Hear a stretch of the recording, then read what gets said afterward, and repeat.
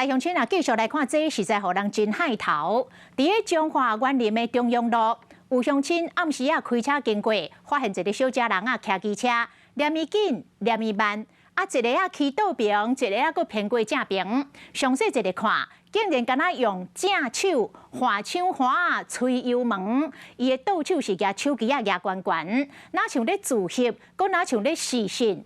啊，这个机车的脚踏，佫徛一个无戴安全帽仔的囡仔。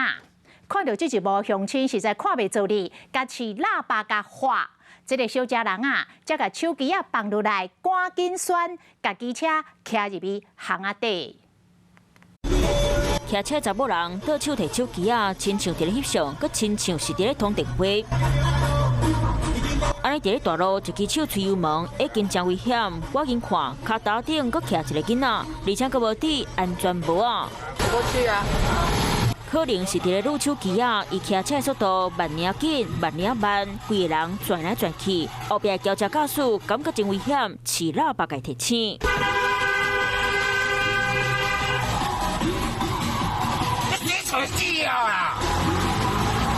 扣没了后，伊才赶紧把手机收起来，我要去巷仔内底。依据《道路交通管理处罚条例》，违规使用手机可处新台币1000元罚款。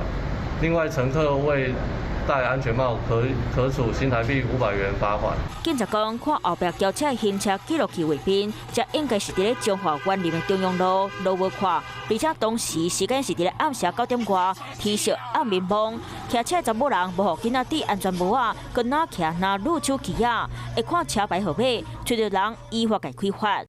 Hello， 大家好，我是乃瑜，要教给大家2个任务。第一个，华视新闻的脸书专页，你按赞了吗？还有华视新闻的 YouTube 频道，赶紧订阅起来，还要记得按赞，开启小铃铛哦。